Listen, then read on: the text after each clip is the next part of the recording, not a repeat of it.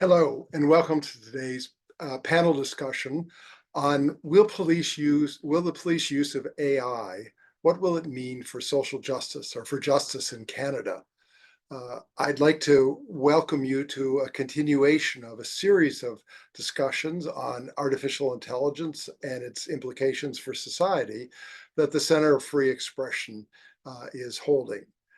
But before introducing our panel and telling you more about today's session, I want to acknowledge that the land in which I am speaking to you today is the traditional territory of many nations, the Mississaugas of the Credit, the Anishinaabe, the Chippewa, the Haudenosaunee, and the Wendat peoples, and is now home to many diverse First Nations, Inuit, and Métis. I'd also acknowledge that Toronto is covered by Treaty 13 with the Mississaugas of the Credit and the Williams Treaties with multiple Mississauga and Chippewa bands.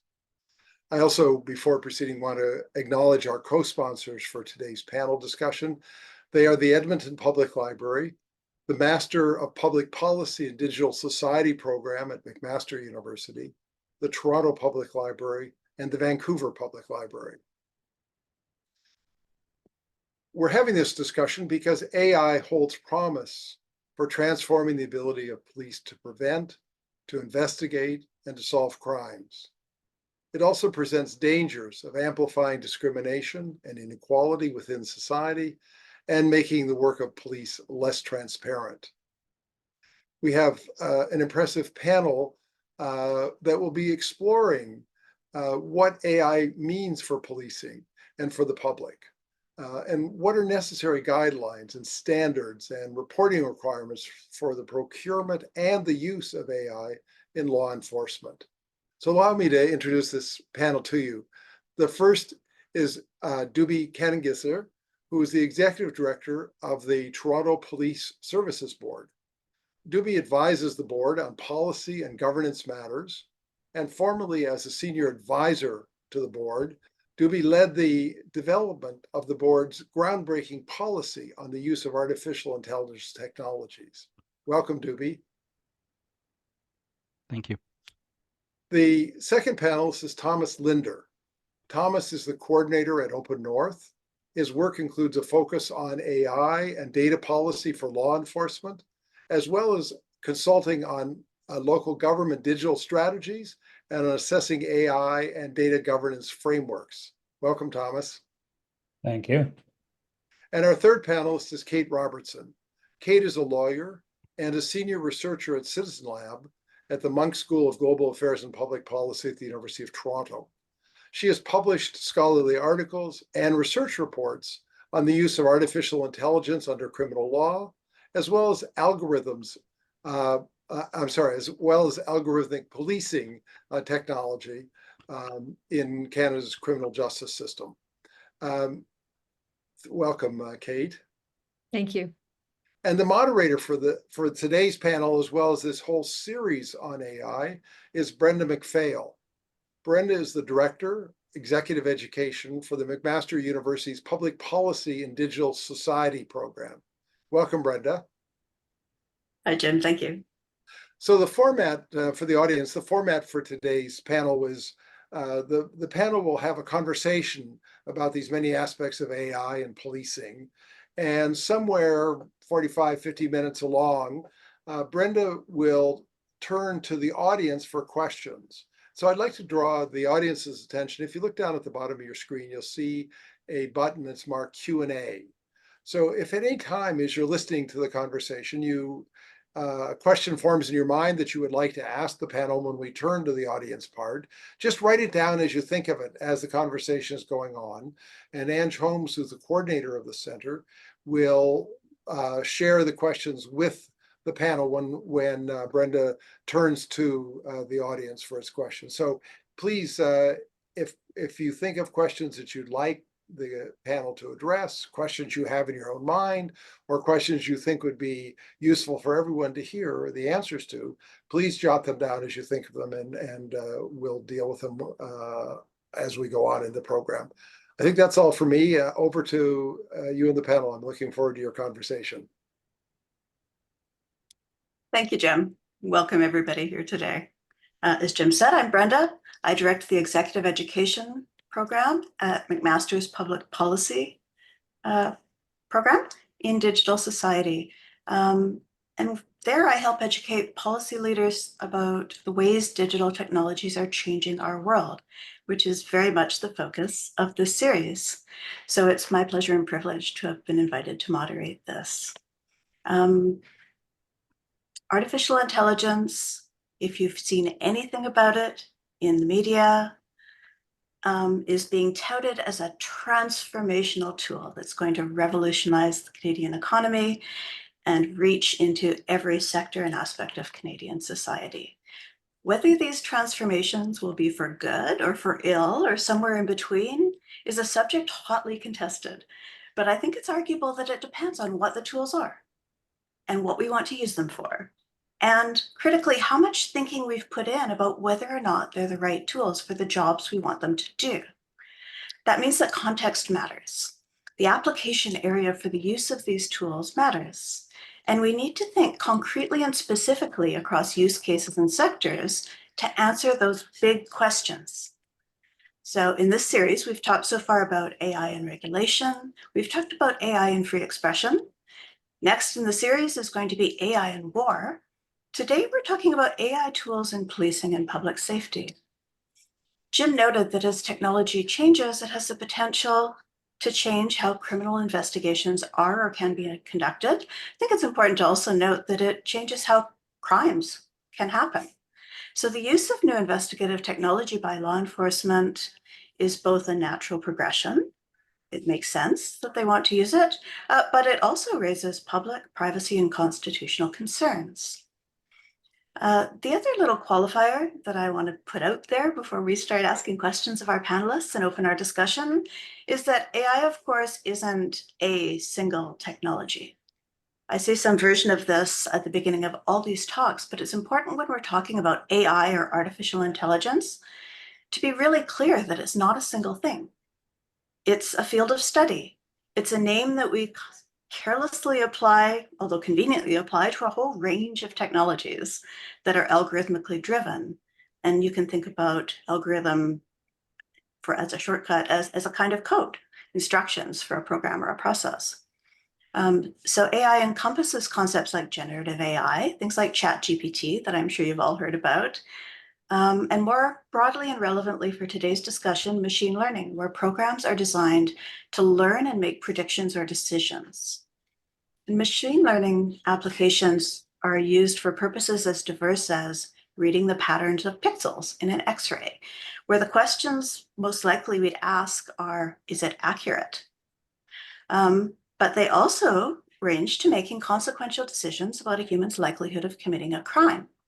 And in that case, the questions we need to ask really proliferate and need to address things like the nature and genesis of the data that goes into the decision, the potential for bias or discrimination, the validity of the predictions, and the ethics of those tools.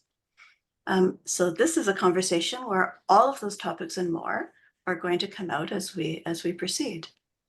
Police are given really extraordinary powers in our societies, up to and including the use of force and physical detention. We have decided in our democratic societies that those powers are necessary for public order and safety, but that they are also necessarily subject to safeguards and limits with the backstop of our Charter of Rights and Freedoms to make sure that in the course of serving public safety, human rights are also respected. Some of the concern about AI tech and policing, I think, is grounded in the potential power of the technologies to change the balance between residents and officers, between people and the state. And those concerns are playing out in public in the context of increasingly polarized debates about what that balance should be.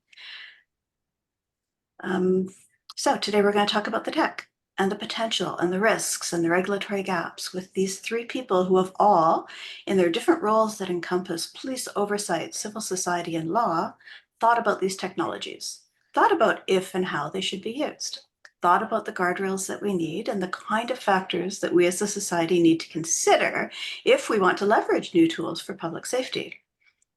So we're going to talk, as Jim said, for 45 minutes or so. As you think of your questions, don't hesitate. Pop them in the chat because we're going to leave a good chunk of our time, maybe almost half of our time, to have you in conversation with the panelists through your questions. So welcome, Dubi, Tom, and Kate. I'm going to start off with Kate to get us going. And I'm picking on you first because you were a co-author on a Citizen Lab report called To Surveil and Predict that really remains, I think, the seminal piece of thinking around the benefits, potential, and risks of algorithmic tools in policing in criminal law enforcement contexts. So I'm going to start off by just asking you, what are the technologies, categories of technologies that we're talking about and that we need to think about when we talk about policing and AI? Well, thanks so much for such a fabulous introduction to the topic, because I think it is such a nuanced arena. And as you said, the term AI can encapsulate so many different human-driven and technology-driven processes and players and actors. So I guess I'll just try to boil it down to as simple as possible, to talk about what some of the potential technologies that may be implicated by this discussion. And many of them are algorithmically driven in some capacity. Sometimes that could involve a very simple algorithm that speeds up a simple process, but it is able to do it quickly and a million times over in a blink of an eye. Sometimes it might be designed to be a bit more sophisticated in terms of drawing upon a whole bunch of different types of data over a whole wide range of geographic landscapes or temporal landscapes. And so there's really a wide range of technology that might be coming up here. So some of it would be involved at a really early stage, potentially, of a investigation by a police service. And sometimes it might even be before an investigation itself, in terms of using data analysis to make decisions at a service level as to where this particular platoon of officers might be sent on their particular shift tonight starting at 8 p.m. So that kind of decision making happens at a service level or a unit level within a series of supervisory structures that are put in place to decide how police will be in a city or community that they operate, where they will park their car if there's no active call, all kinds of resource distribution decisions are made that can inform when a civilian is likely to walk by an officer on the street or have their social media information read potentially by an officer who's behind a desk at a computer. And that might have nothing to do with an active investigation. And so then you move into the stage of a potential investigation itself. We have a whole bunch of algorithmic technologies that are used for what we've termed algorithmic surveillance. And so usually that involves not necessarily a very complex machine learning, predictive, if I could put it that way, analysis, but it's more about information processing to potentially automate what can be done by a human, but at a scale that only an algorithm could achieve. And so some examples of this could be social media monitoring tools. It could involve biometric surveillance technologies that analyzes CCTV video for faces or patterns or objects of interest. It could be tools that process large volumes of information quickly to look for specific things. So that's sort of a surveillance or investigation stage monitoring activity that you might have algorithms involved. And then you also have technologies that are trying to, and I say attempt or try because they don't always succeed in doing this, try to predict whether a particular location or neighborhood is likely to be the scene of a future crime, or whether a person is at greater risk of something happening to them. Sometimes that attempts to predict risk of something bad happening to them as a victim or potential victim, or it could be a prediction of something nefarious that they may do over time. So in the USA, there are technologies that are used I would say, unfortunately, in a very summary term, to predict in bail court whether someone in the court who's been arrested is more likely or not to commit another crime if they were released on bail. And so that's often a type of prediction that is used potentially as evidence against the person, or it's used as evidence or a basis on which to send an officer to a particular coroner to monitor. So an example of the neighborhood focused tech would be in Vancouver. They have a predictive tool that's supposed to predict where property crime is likely to happen, and that tool has been in use for many years. And then you have AI generated evidence that may make its way into the courtroom or may inform how someone's sentenced or how someone is housed, and if they are ultimately housed in a corrections facility. So that's sort of the life cycle of justice, if I could put it that way. But you can imagine how different types of tech can show up at various stages of those cycles. Thank you. That was a really great way to organize it by the sort of life cycle of from pre-investigation through to sentencing and the outcomes of that process. Dubi, all of that probably sounded really familiar to you as someone who has been involved in the strategic analysis and governance of policing. As Jim mentioned, you had a very important guiding hand in helping to shape the Toronto Police Service's own AI policy. I'm wondering if you can start off for us by discussing why police want to use AI-enhanced or AI-driven technologies, the kind of hopes and concerns that emerge, and to the extent that you've heard about them, what concerns they might have about using that technology. Thank you. So I think Kate spoke a lot about predictive policing and the way that technology can be used to assist the officers in making the law enforcement decisions. And that's where our minds usually go to when we talk about AI in policing. And that's certainly what has been most enticing our imaginations around it. But I think what I see in the last year or so in the sector is that there's a lot more focus on the simple opportunity for significant efficiencies through AI in the way that we handle evidence, for example. When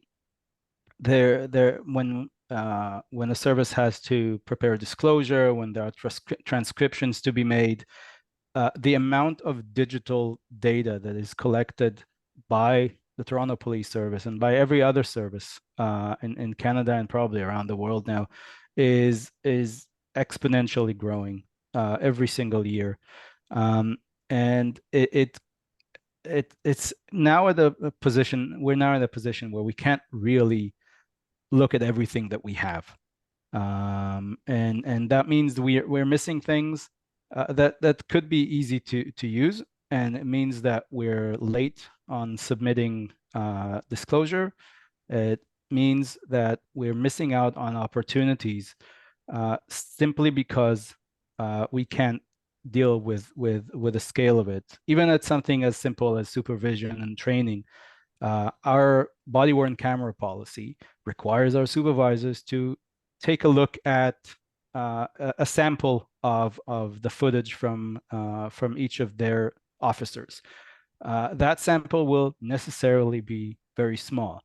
There are AI technologies out there that go through this footage and purport to be able to pick out situations where there's anger, where there's potential use of force, and things that may not be reported, and the supervisor will not have an opportunity to see them because it didn't fall within their limited sample. So it doesn't replace what the supervisor has to do anyway, but it's an additional tool to help them. So I think that's where I see a lot of the focus going to now, just this opportunity to reduce the amount of really resource-intensive labor that goes into really kind of menial jobs that are not core to what police officers do. As far as the risks are concerned, and I think what in part is driving this shift towards this more efficiency focus is an understanding that AI makes stuff up sometimes, and AI has an accuracy issue in a lot of cases. So what we get from AI has to be verified, and the more significant it is to the officer's decision-making process, the more close and intensive the verification process has to be. And at some point, it just becomes more work than it's worth to look through these leads. There's a greater acknowledgement and understanding of the risks of the lack of accuracy, whereas as early as maybe 3 years ago, you heard people in the policing sector talk about an unbiased computer making decisions. You don't hear that anymore. People know that the algorithms could be biased, the training data could be biased, and the output could be biased. And it's very difficult for us to know that that's the case. So I see, at least within the Canadian sector, as much as I've had an opportunity to speak, a kind of shift away from looking at those really heavy, extreme risk or very high risk predictive policing technologies. Thanks. And having that bit of perspective on what you're seeing on the ground in terms of what is getting used and the considerations that go into whether or not things do or do not get used feeds very beautifully into the next question that I have for Thomas. Tom, I think all of us on the panel today had some role in the consultation around the Toronto Police Service's AI policy process, which of course included a significant element of public consultation. I'm going to ask you to take it a bit more broadly than just Toronto and ask you to talk a little bit about the role of policy in relation to police use of AI technologies and your thoughts on what policy can and can't achieve in this context. Thank you very much, Brenda, and thank you, Kate and Dubi. You set what I'm going to say up very nicely. I think the most important thing so far is to say, specifically, we've seen very little actual policy making specifically around AI and policing so far. So in that regards, you really do have to congratulate the Toronto Police Service for making the first step. As everyone who works with government knows, nobody wants to be the first person to make policy. It's a very scary place to be. So that was really great. And yeah, we wrote our response and there was criticisms of the process. I recommend everyone go and read the response we made for those. But the part I want to focus on here builds on what both of you said. First, Kate, absolutely. Like the concept of AI is so vague as to be almost useless at this point. It encompasses a vast array of different technologies, so much so that I fear a lot that we are losing the nuances of them. There is a significant difference between what, say, facial recognition technology does to the relationship between police and people, state and residents, etc., and what, say, predictive policing does, or what a recidivism scoring tool does. These are very different things. So trying to encompass them all in a singular, quote unquote, AI policy risks missing some really critical differences that we need to consider. That said, there are also significant new things about these technologies. Machine learning has brought levels of automation into this and levels of data crunching into this that we've never seen before. So those changes have to be considered. But do we need to consider them through the lens of AI? What does it mean to use that term to segregate policy making off from other kinds of policy that we use to discuss police and data? We still do use privacy policy, for example, as well. Is AI policy significantly adding to that?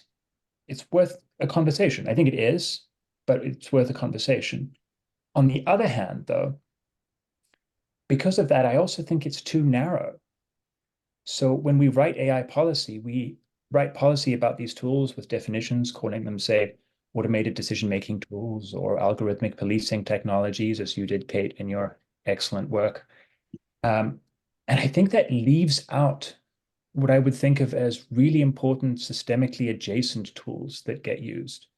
So in the research I did on police services in Canada and their acquisition of what we would now call AI tools, we didn't at the time because this preceded the current AI hype cycle.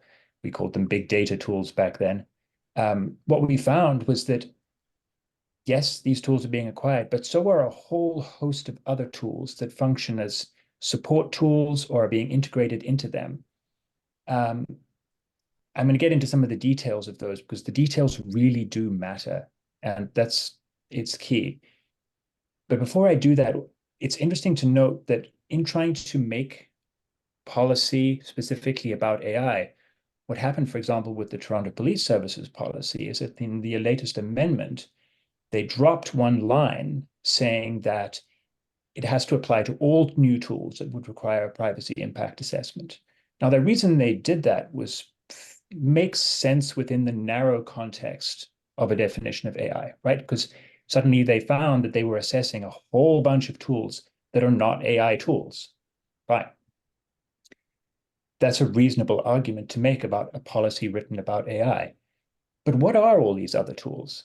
And what they are a whole bunch of other data collection and surveillance tools that are frequently integrated in a larger surveillance apparatus that AI tools then supercharge. So, for example, body-worn cameras. Dubi, there's an excellent example that you brought up. We decided to have body-worn cameras because we wanted accountability and insight into what police were doing in their interactions with the public. This was, in theory, a good idea. In practice, as the recent ProPublica report shows, this has been wholly undermined, and body-worn cameras do not actually make anyone safer. I recommend reading the report. It's quite damning. But what we've now realized, as Dubi very well said, is we're now collecting a vast amount of more data on the basis of that theory of change around the body-worn cameras. So now we need more surveillance tools to handle this data, but we haven't considered the whole system we're building. We're just considering the AI tool around that, whether it's brief cam or facial recognition technology to better assess the data. We need to consider the entire thing because, as you said, Dubi, we're collecting so much more data everywhere. Records management systems for police services are overflowing with data. Of course, we can't manage that anymore without AI. But perhaps the question is not which AI tool should we rank with what risk category, but more, should we be collecting that much data even in the first place? And what systems are we building around here? That's what I'm concerned about.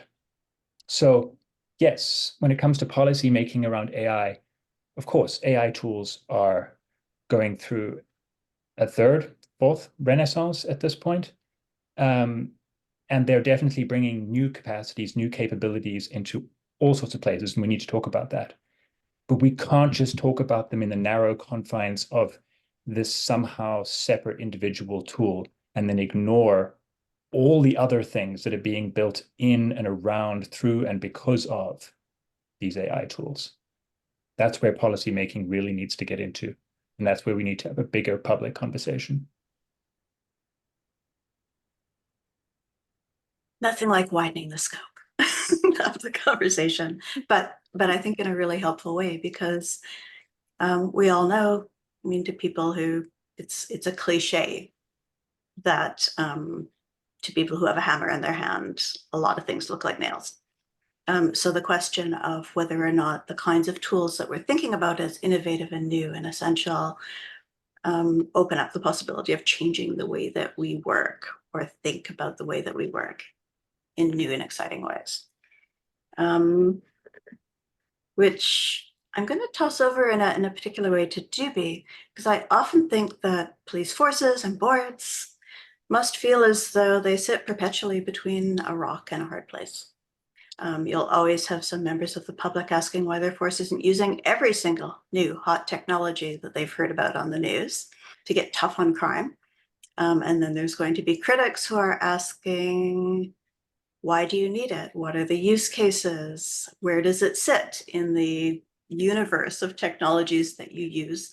And how is it changing your processes and practices, as Tom just laid out? In my experience, Toronto is somewhat unique in the extent to which there has been public policy engagement on questions of technology. So I think that puts you in a good position to speak to your impressions of what is it like, and what is the importance of that kind of public policy engagement with people, with residents and citizens in a municipality or a province, as one way to help navigate those big questions, which really come down to a question of trust in police and social license. Are there other ways other than public consultation where you've seen responsible law enforcement bodies addressing those questions of whether or not the kinds of technologies they want to use fit with the wants of residents? Or what do you see as sort of the universe of options when it comes to public trust in technology and police? Thank you. So let me just start by saying that I personally, at least, haven't heard a significant call from members of the public to use specific or any kind of AI technology. Maybe on the service side they hear it more, but I don't think we're in that situation of a rock and a hard place. I think with going back to body-worn cameras, there it was a lot more obvious. There were groups of people who said you should absolutely do that, and there were groups of people who said that you should absolutely not do that. And Tom, if I may, I think the approach that we took to body-worn camera use addressed many, if not all, of the concerns that were raised in the research, and it was built around what is in the research so that we can draw benefit from this technology, and that will be an positive impact on people. So going back to the question, there's a lot of room for public education on AI. There are experts, we have them with us here, but the majority of the public, and that I include myself in that group, don't know a whole lot about what AI means and how it works. And any kind of adoption of AI has to start by allowing people to understand what it is that we're talking about and really coming to a decision on whether or not they're comfortable with that, with the data that will be collected, with the decisions that will be made, with the approach that is taken. And that's why our policy is not a policy, despite its title, for how to use artificial intelligence technologies. It is a framework for how do we approach incorporating any kind of technology that falls into that definition in the way that the service works. And it includes a long list of reviews, including public consultations and consultations with experts to find whether or not this is something that fits into our community. And of course, the community, especially in a city like Toronto, is not uniform. And there are different areas that we want to look at, and there are different communities that are impacted in different ways. We want to hear from all of them. And we want to make sure that we don't just take the majority view and treat that as sufficient if that majority view represents only certain communities and excludes others. So that's why the policy was built the way it was. That's why there's such an important part to this community process, and that's why for those technologies that we termed moderate or high risk, this process necessarily will be very long. It was done by design, not by accident. So I know we often get criticized in government for taking things very slowly, but here we deliberately want to do things slowly. We want to make sure that there's this discussion and that the community knows what they're walking into when the police adopts a certain technology. As for other tools or other approaches to find whether or not it fits, I think, especially if I look at the recently the recently enforced Community Safety and Policing Act, creates a number of tools that we can use. One of them is a strategic plan. So how does, to your point, Tom, how does the technology that we hope to bring in fit into the strategy of policing moving forward in the city? There's the community safety and well-being plan that the city creates. We have to fit everything that we do into that. Does it achieve the goals of that plan in an effective way? And then there are advisory bodies that have to be put in place. The Toronto board has 2 advisory panels, one on mental health and one on anti-racism, and we consult with them, and we will consult with them if once we have this kind of discussion about the potential impacts and the potential risks of a specific technology.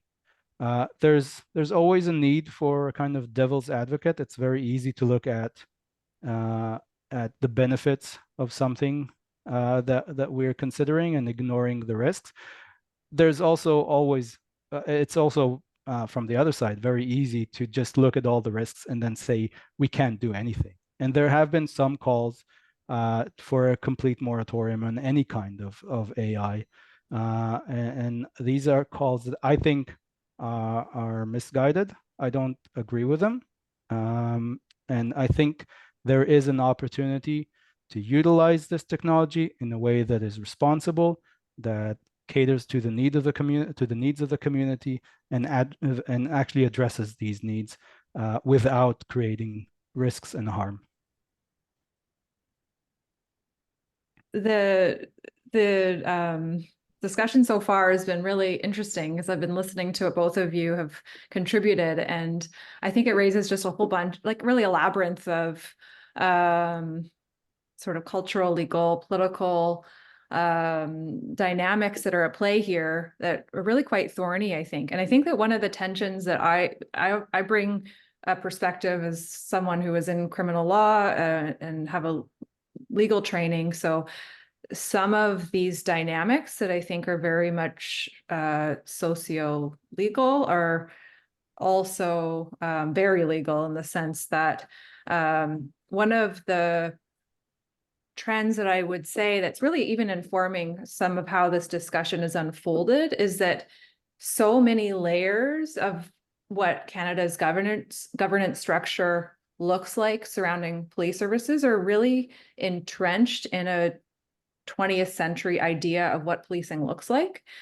And so I think that it's fair to say that while there are important attributes to the, for example, AI policy that was created by the Toronto Police Service and other similar models, it's also really important to recognize that that was really coming in at a time where we were very far behind the curve, I would say, in terms of the scale of technological change and uptake that was happening, I would say for over a decade or more, in terms of a recurring pattern in which many of the lessons that had been learned with respect to certain novel experimental technologies that came on the scene were brought into a very rights-informed context, which policing is. And then the public would learn quite a bit after the fact as to the fact that it was being used. And then the courts themselves would have only an after the fact ability to hopefully remedy what harm occurred in the process. And so Clearview AI and that way that unfolded in Ontario very much informed the context in which the policy was written. But I would say that the governance issues that were really swirling in this discussion are still very much in play because, of course, it's important to have policies, but it's kind of an obvious point. I know no one's suggesting otherwise. Police services are not self-governing. The police services boards that supervise their the services within their mandate have a critical role, of course, but there is the Constitution, there are international human rights laws that inform that Constitution, and there are a whole bunch of privacy laws and other types of laws that inform how certain things should happen within government and within police services. And so I think that we're really circling around is the patterns that have recurred and are still recurring, and whether they are properly integrated into what a democratic country expects in terms of having public control over what types of technologies are used when they are risky. And I think that is something that we're really needing to see more of, that really goes beyond what any particular policy can do. Yeah, I mean, I think I can add a couple of others to that list of sort of, oh, really? Are they using that? I didn't know, and it's my job to know. Things like cell site simulators 5, 6, 8 years ago now, or on-device investigative tools, other, more commonly known as spyware. We've had reveals about the police, different forces' use of those technologies in Canada over the last few years. And each time it was greeted with sort of public shock and police justification. But that kind of cycle of reveal and rationalization after the fact, I think, contributes to that, to what I was talking about in relation to social license and public trust and the use of technologies. I do think that an open, transparent policy process is one way of starting to gain back some of that. But you've brought up another point, Kate, which is really interesting to me, which is that it's not just about policy around how the technology gets used or what happens to it. We don't have a lot of transparency, despite the existence of that kind of policy, in what gets procured in the first place. So the policy is about how do we analyze the tools that we're thinking about, but we may or may not find out what those tools are in a timely way. And if the policy is followed, maybe we do, but not every organization has a policy. So I think it's interesting to think about what are the other touch points other than that we need to think about in sort of the system of governance, where we can bring better transparency and accountability to the use of these tools. And I think everybody on all sides of the argument is looking for accountability and transparency and wanting to provide it as well. The other thing that, we can't talk about AI technology and policing without talking about data. And it's been raised in, I think, all of your interventions in different ways over the course of the conversation. But I do, and I'm going to start with you, Kate, on this one, and then ask the others of you if you want to chime in, to talk about data for a minute, because AI is explicitly, and you mentioned this, known for its ability to detect patterns in big data sets. It's being used for that, as Dubi described, in the sort of, evidence management or behind the scenes training management of body-worn camera footage, both really good examples. But in policing context, one of the things that civil society worries about is where that data comes from and how it gets used to inform decisions, particularly if it's combined with some sort of surveillance or predictive tool. So, to all of you, are there uses of data that you think raise concerns? Are there uses of data that require particular safeguards? And just to be provocative, are there uses of data that create so many problems that maybe we should be thinking about a moratorium or a ban on particular tools that leverage that data? That last point just reminds me of another point that had come and gone from my mind in your remarks, Dubi, is that I think that one of the important arguments I would say that does inform the merit of moratoriums that, for example, we have outlined in our report co-authored by the Citizen Lab and International Human Rights Program at U of T, the importance of moratoriums because of the interim, particularly because of the interim gap that we are currently still experiencing in terms of a superstructure that is connected to constitutional human and international human rights, as well as the need for that democratic process. So I think that even if you were to really move beyond the discussion of whether one particular tool has this risk or that benefit, I think there's still this added layer of how do we even move forward with any of them without a proper governance surround for essentially the infrastructure to support it. But in terms of data, I mean, I'm very curious what others would have to say on this. I think that one of the folks in the audience may know the term of what a data broker is.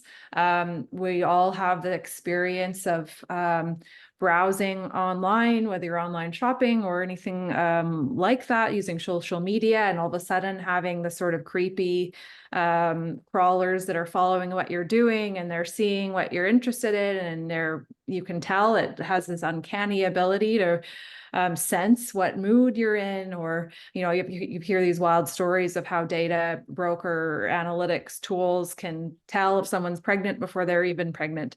And so there's a whole bunch of issues, as you can imagine, in a very, very wired and connected world about how much data we share and cannot help but share just to function in a modern society where even our doctors are now offering healthcare services online. It's no longer an option. So we have a whole trail of data that follows us around, much of which we don't even know about. And how that information gets vacuumed up, passed around, analyzed, patterned, and potentially brought into a more adversarial context where you're no longer shopping, but you're potentially having analytical tools that are predicting certain behaviors or zones of risks by the government, national security, or law enforcement. There's really we could have a conversation about this all day.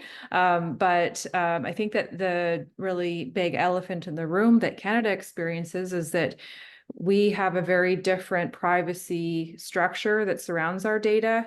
And yet we have this very large neighbor to the south, which does things very, very, very different. And they are also a technology superpower. So many of the, you can have a whole conversation about whether the status quo in the US needs to change. That's another good conversation. But you can have some of these commercial services coming to Canada, and yet they're not tailored to the legal context. And so that could result in, and has resulted in certain investigations by the Privacy Commissioner of Canada, with the usages of technologies were not compliant with commercial privacy legislation.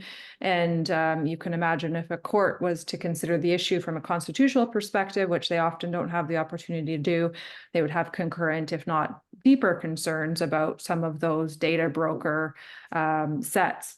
And I think it's really important to think about not just the law, as I'm continuing to recur on as a theme, but really how power can be used through data and through technology. And I think a really important example of this in terms of how data is used and analyzed and manipulated over time is when President Trump, when he was president, had issued an executive order that essentially required at the border for all algorithms to essentially increase the number of people who are rejected in terms of their interest in coming into the United States, which very much could have been, in terms of the presidency, an order that could have been done without the use of AI. But the fact that that decision-making was injected into a tool tells us how power can sometimes work under the scientific veneer of algorithms and technologies that process our data for a particular end that may become that much more opaque just by the very fact that it's buried in a data broker that's not transparent or a technology that's not transparent either. Will serve those who wield them. Talk to us about data, Tom. What do you think are the risks and potential of data in connection with AI tools and policing? I think I'd like to make two related points I think that are really interesting here. In my criticism of AI policy making before, I think there's a third point that can be made with regards to data, and that is that in our use of this term AI to make policy around, we've started actually having much better conversations about the risks and impacts of these technologies. Granted, they're still now narrowly focused on what we're calling AI technologies, but prior to that, we had almost no conversations at all. I remember prior to this AI hype wave, the only people who really cared about it were the ones who were doing their research in the wake of the Snowden releases and were very interested in how sort of national security surveillance was functioning and the militarization of police. In the US, it happened in Canada to a much lesser degree. So in a way, with all its flaws and shortcomings, the current AI policy conversation has opened up a much, much broader discourse on the kinds of harms and risks that Kate, you just so excellently outlined, exist.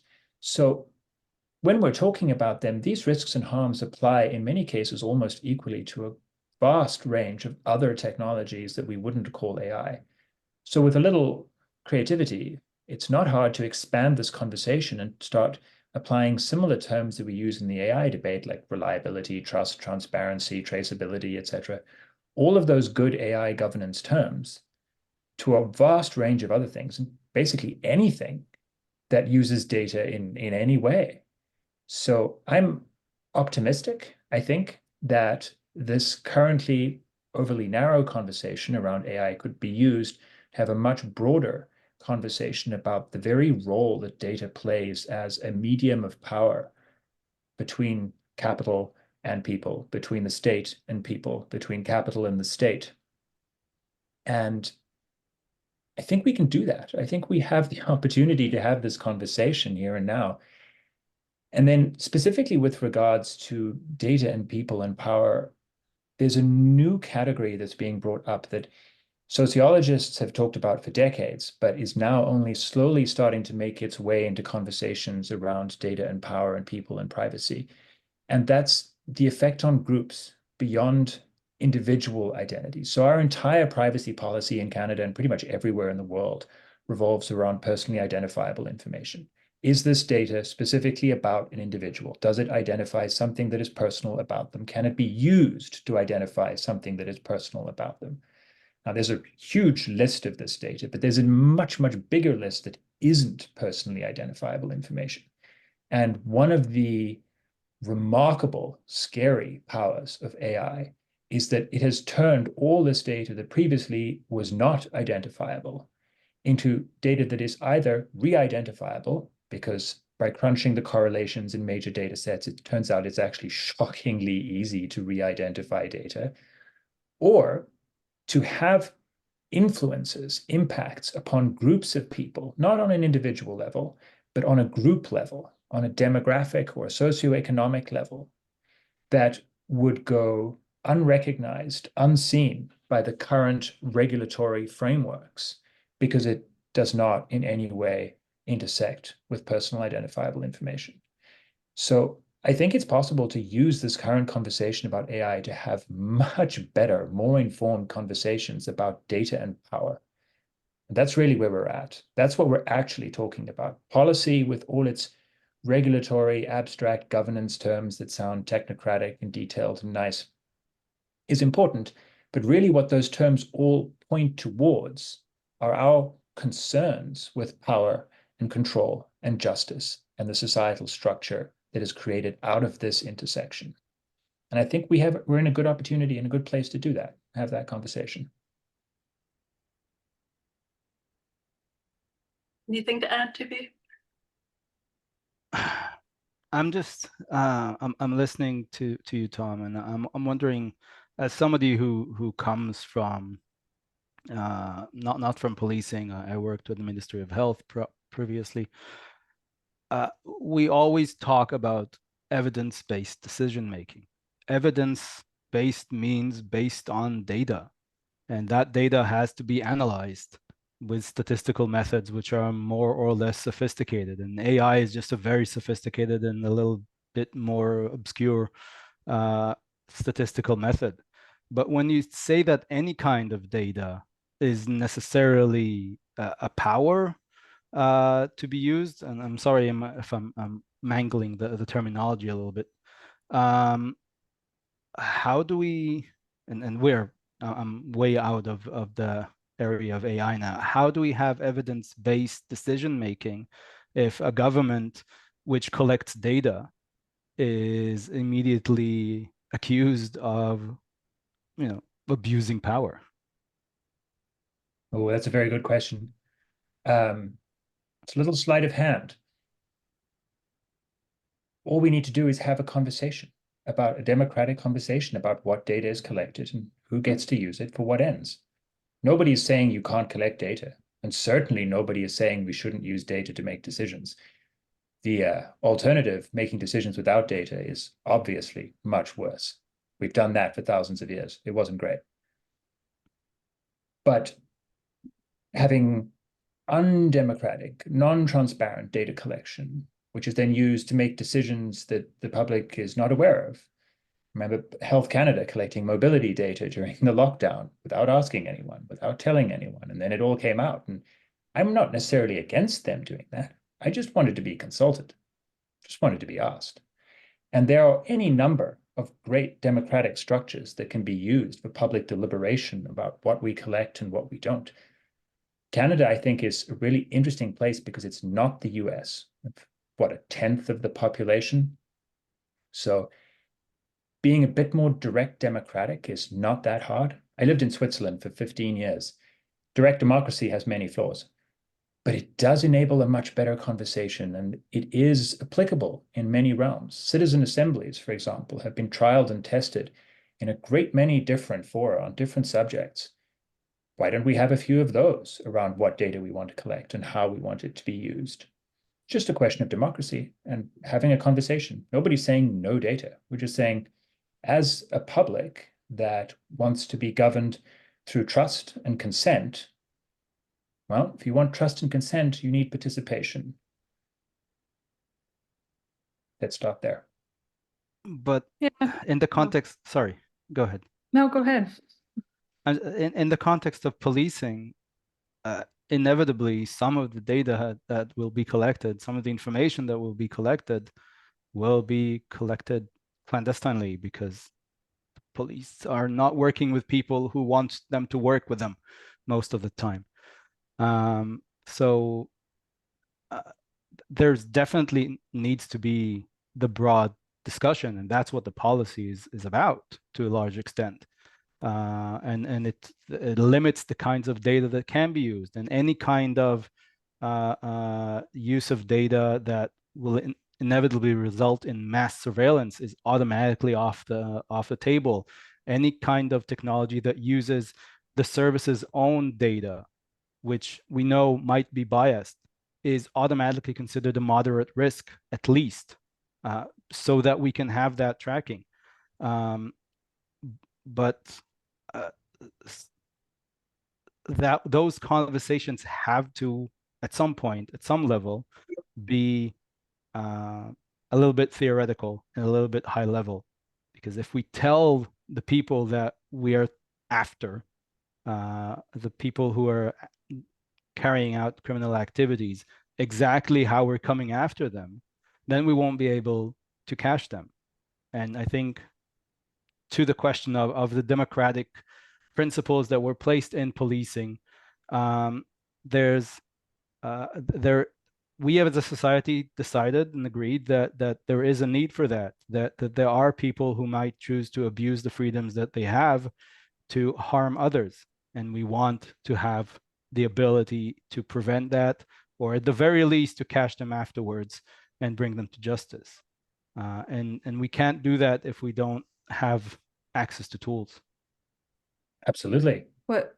Nobody's saying don't use the tools. We're just saying, let's have a conversation before you do. We're not saying we need to set up a citizen assembly, for example, in order to put spyware on Jim Turk's phone because we suspect him of something terrible. Obviously, that would give up the jig, and then Jim Turk would know that we're after his spyware, right?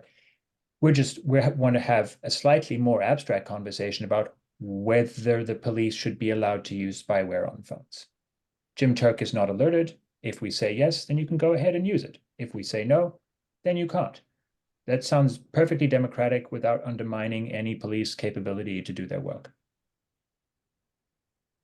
One of the things I would add to this too is that I think it speaks to one of these governance shifts that I see as needed in terms of moving from 20th century to 21st century specter of risk, which is that I think that a lot of the practices, and to be as fair as possible to the concerns you're raising, Dubi, is that there is a long understood tradition of investigative secrecy around methods.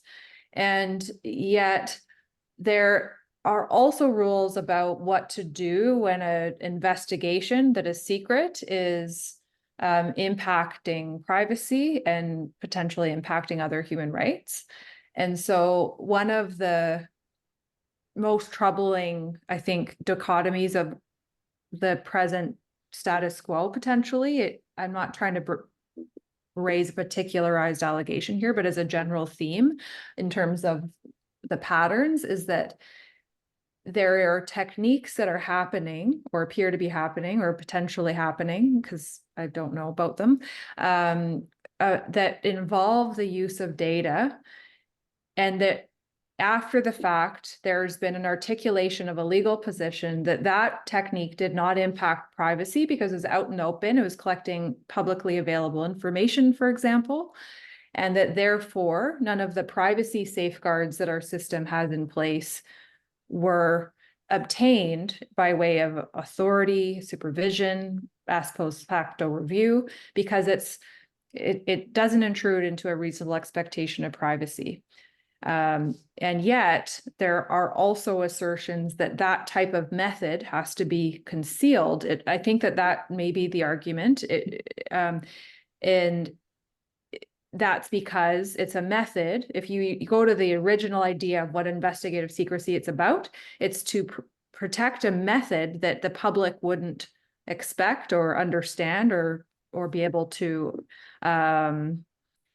avoid. And so I think that there's a incompatibility between those propositions, because if we're going to approach it as if people wouldn't expect this and keep it secret, therefore, then we should be obtaining the privacy safeguards that well exist within the walls of confidentiality within the courts and the privacy regulators to protect those methods that are truly secret, while still protecting privacy. But right now, I think there's a mishmash of both theories happening at once in some practices, and that very much informs at least public trust issues, I would say, in the space. I don't disagree with anything you said. It is just about time to turn to questions from our audience. So I'm going to flag for those of you who are out there. I see that there are a few questions in the queue. And if you have questions, now's a great time to put them in. I'm going to close with a question that I think sort of tries to knit together some of the themes that we've been pulling in about the dangers of novel data uses, and whether or not thinking about data as it is currently possible to acquire it fits within the tried and true legal processes. And if it does fit, whether or not it's being seen to fit, and at what level. Is it being seen to fit at the level of operationalization, where, for example, you get a warrant if you want to collect data about someone? Should we have warrants for information, targeted information about individuals that's being purchased from a data broker? Those are the kinds of big conversations, I think, that are raised by the back and forth that you're all having, but just to, sort of bring them into an example. Which brings me to the questions of how do we grapple with this complicated morass that involves data and power and individual privacy and collective or group privacy, that involves legal tradition and technological innovation. One thing after the Clearview AI debacle that Kate, you mentioned, Clearview was a facial recognition tool where many forces across Canada and the RCMP all used a facial recognition tool, mostly using a free sample version that didn't have to go through a procurement process, that was subsequently investigated and deemed to be illegal in Canada by the relevant privacy commissioners. And after that happened, the RCMP created a central body called the National Technology Onboarding Program, or NTOP, that was meant to establish processes to assess developed or procured technologies and services and look at how or if they can be used in charter compliant ways. That's for the RCMP, which is a federal policing body. Let's bring it closer to home. Do you think that that's a potential practical solution for providing a public, transparent, and accountable forum to grapple with some of these big questions without affecting the ability of police to conduct the kinds of investigations they need to conduct in secret? Is there a role for some kind of a provincial technology assessment body that could centralize and standardize assessments of emerging technologies, hash out the risks and the potential benefits, so that there was a centralized and consistent body that police forces could go to when they're thinking, hey, this sounds cool. Can we do this? Should we use it? Sort of like 2 or 3 sentences each. What do you think? Start with Tom. I certainly think it would be an improvement upon the current situation. One of the biggest challenges, I think, that police services face around Canada is that Canada is a massive country, extremely federalized. There are any number of police services and then provincial services. It's complicated. There's a lot going on. And I think such a body would go a long way to homogenizing an approach across the country. That said, the body should not be situated in the RCMP. It should be independent completely, with lots of public engagement and relevant experts from all levels of society, particularly Indigenous voices and people of color. Dubi. When we were working on our policy, we were doing it in a vacuum, and we said that we would much have preferred there to be a framework that we would work within the province or Canada as a whole. I think the board and the service would welcome such a provincial or national body. I think that our policies is a good first step towards defining what such a body should be doing. So we're all for it. And Kate.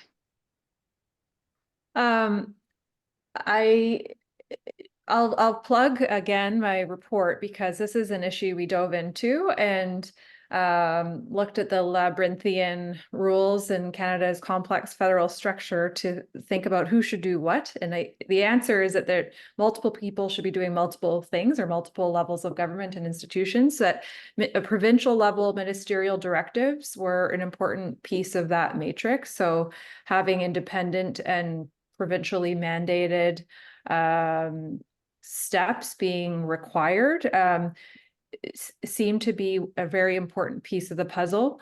I would Pracy that was saying that community and expert consultation to design what the content of those directives would look like would be fundamental to any type of process to have validity.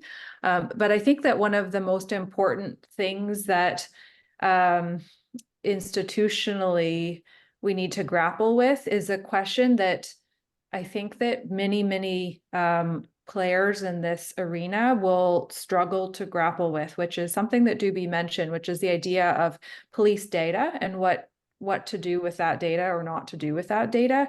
The idea that we'll potentially repurpose the arrest data, the criminal records of a very long history of policing or segment of that history into tools brings in a very complex discussion around what discrimination means in the context of using data that is connected to a history of policing in Canada that has very much been implicated and affected by the history of residential schools in Canada.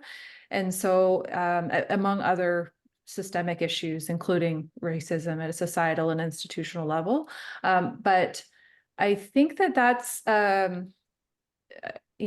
a can of worms is the wrong term, but it's something like that, where it is a very layered, complicated question, a very thorny one that I think many people would benefit from more guidance on. And so one thing we'd recommended is to appoint an expert, potentially a retired judge who could help Canada and all of the component parts that have to regulate in this space think through what discrimination looks like in the context of using police data.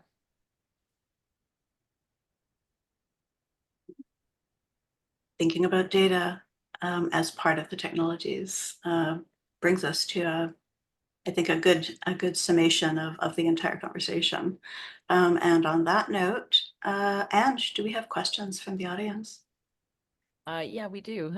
So the first question, an attendee asks, how can the consent, privacy, and privacy notification obligations, for example, Quebec's Law 25, be met where police may be using data to support decision-making or response, and express consent or notification is not possible in that field, in the field?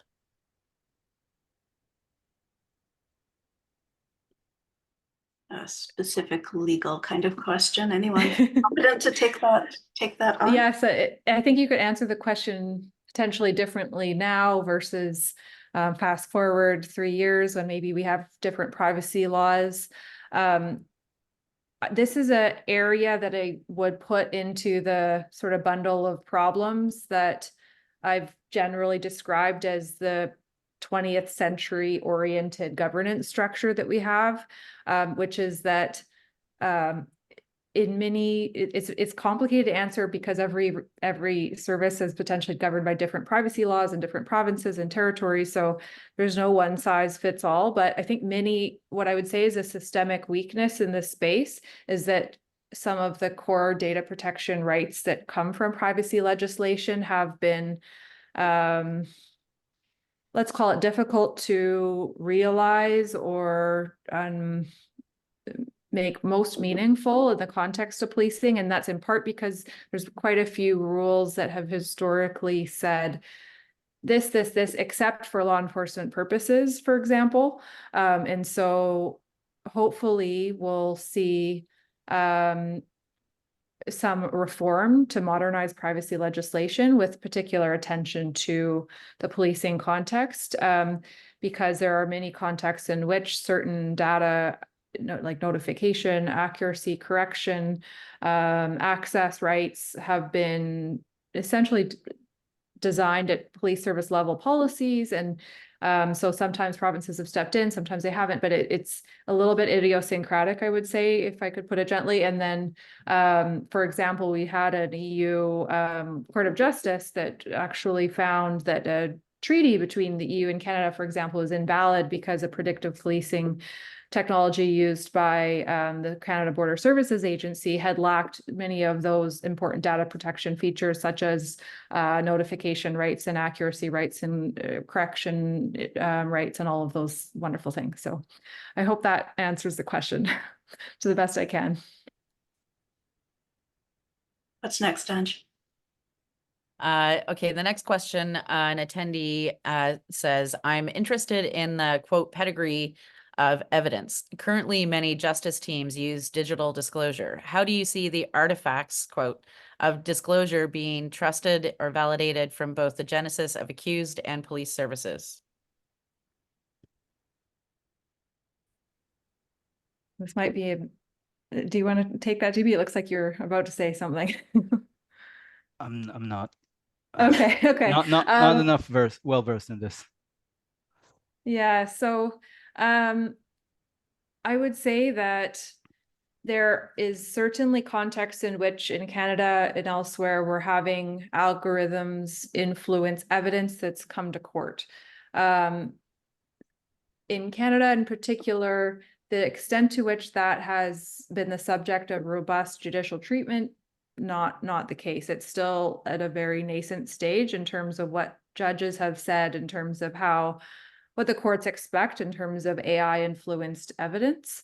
And there has in certain cases been resistance to enabling some of the due process mechanisms that would be necessary to allow the justice system participants to fully explore and challenge some of the evidentiary tools that have been used. I'm thinking in the forensic context that there's certain algorithmically informed forensic tools that have generated evidence that continues to be used. There's been cases where disclosure about the validation of those tools to the extent that it occurred was denied to the defendant. And very little by way of a examination of the technology in court. So this is very much, I would say, a red flag in terms of how well the courts are being equipped to respond to some of the very complex issues we're seeing. I would say, though, that there is a case that happened a few years ago now by our top court in Canada, which looked at a statistical tool that was used by the department or corrections services, so the arm of the government that is responsible for corrections facilities.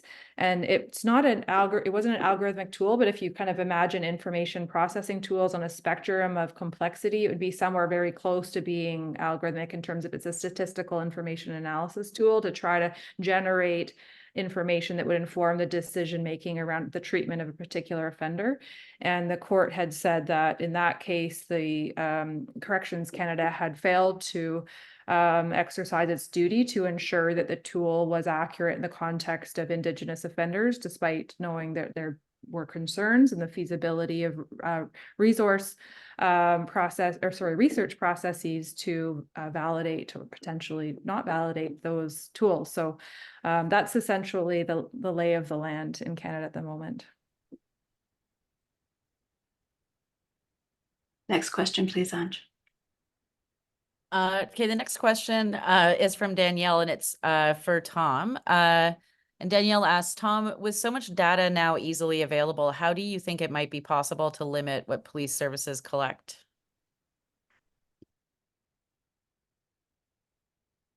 That's a really interesting question. We've had some really innovative thinking appear in the last few years around this.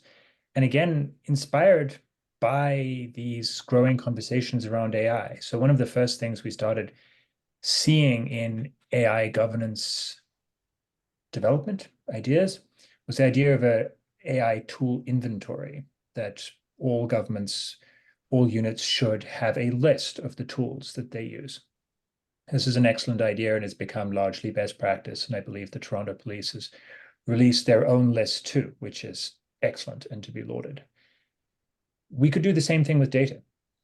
We could absolutely have all police services have a list. It doesn't have to tell us specifically what's in the data, because obviously that's private and bears its own risks, but just a list of the data kinds.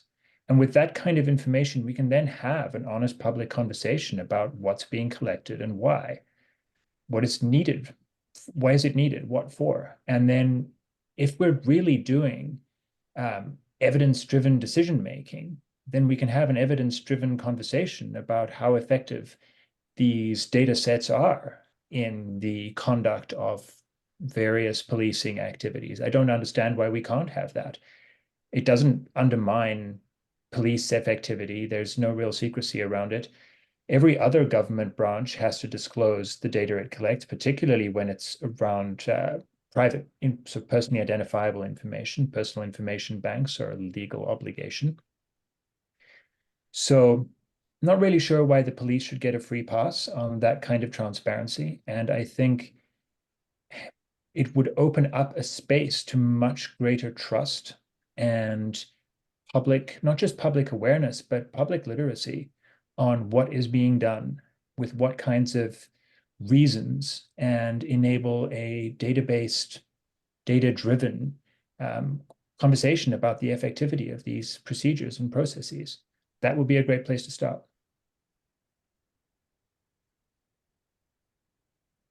I can't help it. I also would say we are long overdue for a conversation about the nature of publicly available information, the definition of what that is, and what uses are and are not legitimate uses of that.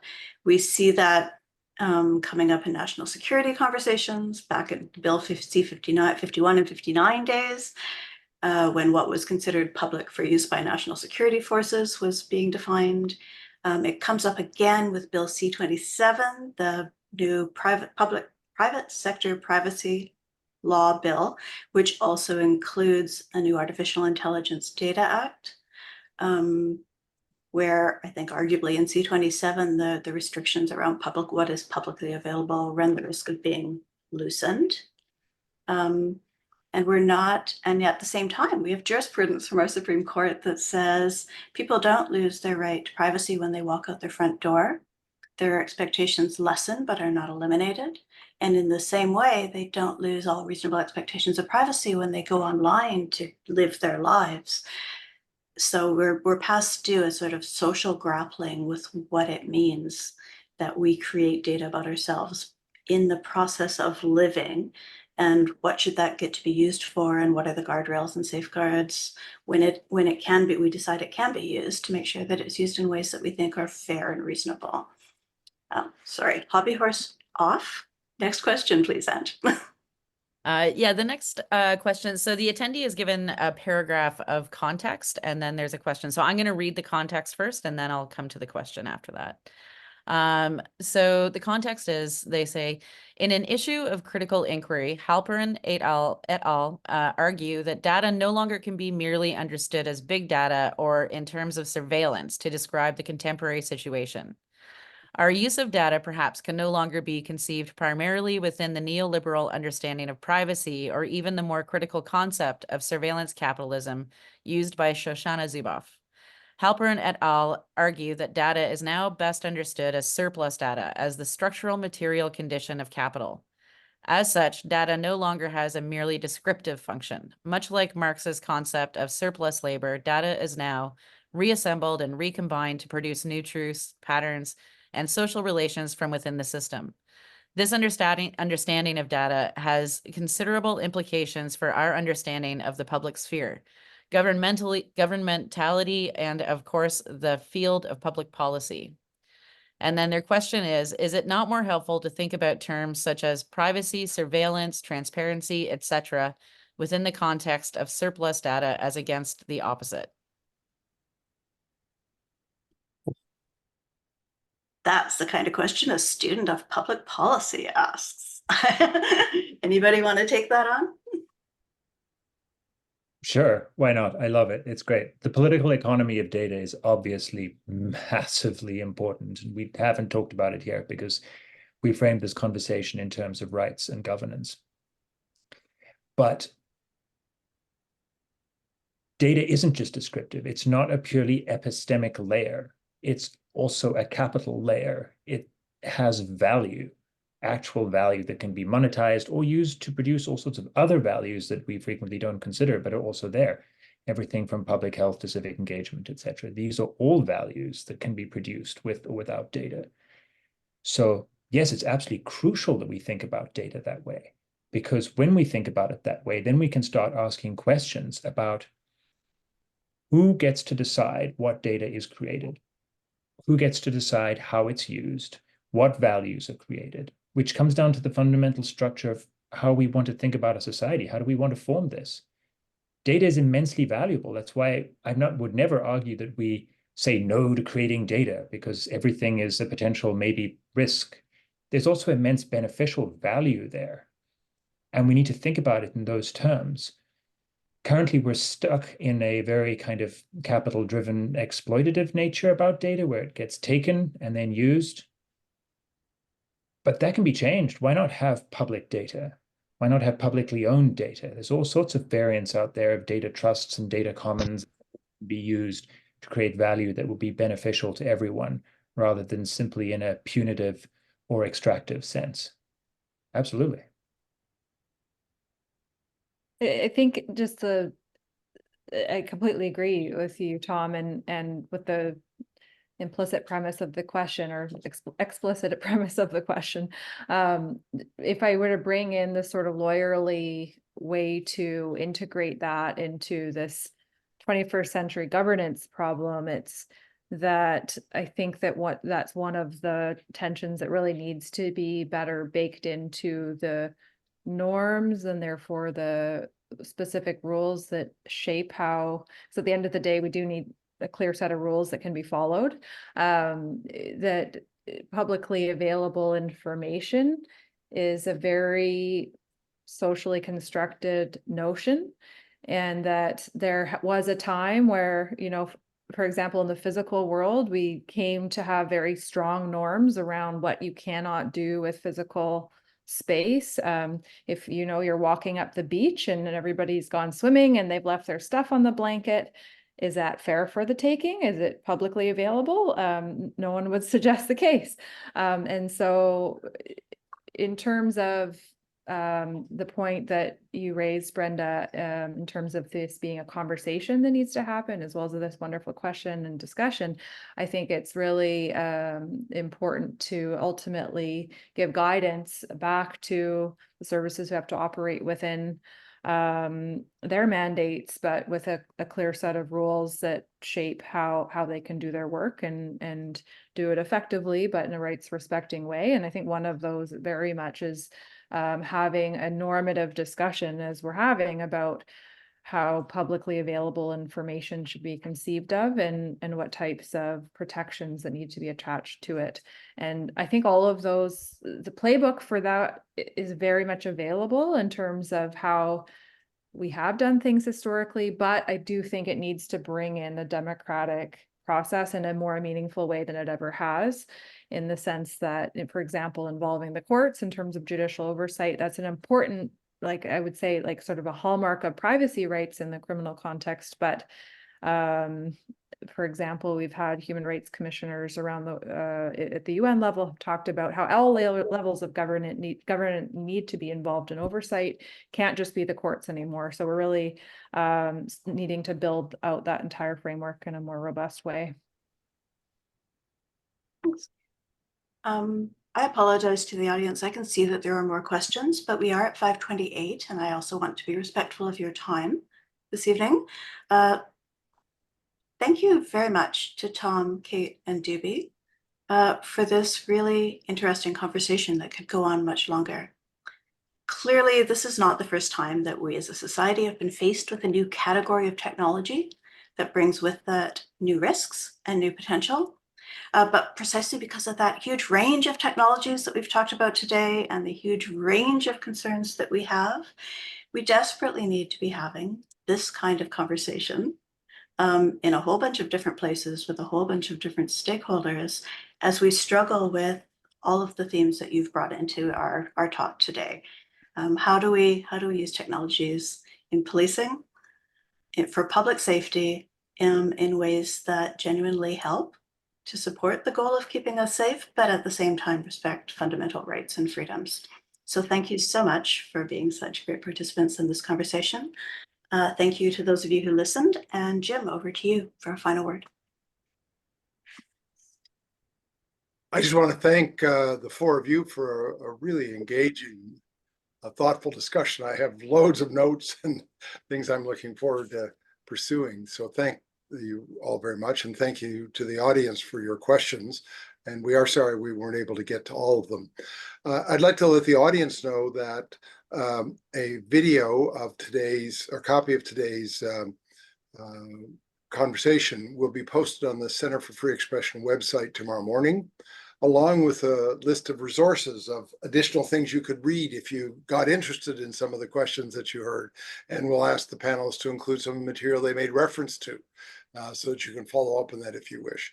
And if so, if you want to find that, it's on the CFE website, which is cfe.org/free www.torontomu.ca. Also, I'd like to let you know that the next event in our series of events is on a very different subject. It has to do with whistleblowing in medicine. It'll take place a week from today at 7 p.m. And the title of the event is, "Why Does Medicine Shoot the Messenger When Things Go Wrong?" It's actually a book launch for one of the leading bioethicists and physicians in the United States, Carl Elliott, who's written a book that's coming out next week called The Occasional Human Sacrifice, Medical Experimentation and the Price of Saying No. And it's going to be a conversation between Carl and one of the leading whistleblowers and bioethicists in Canada, Nancy Oliveri. So it's going to be looking at wrongdoing in medicine and the treatment of those who try to bring it to light. So I think it's going to be a wonderful conversation. So next Wednesday evening at 7 p.m. Eastern Time. Videos of all our past events are on our website, as well as information about other upcoming events. So I'd again welcome you to go to that website, cfe.torontomu.ca. So thank you to all of you for a wonderful and engaging discussion today. We're really appreciative. Take care. Thank you.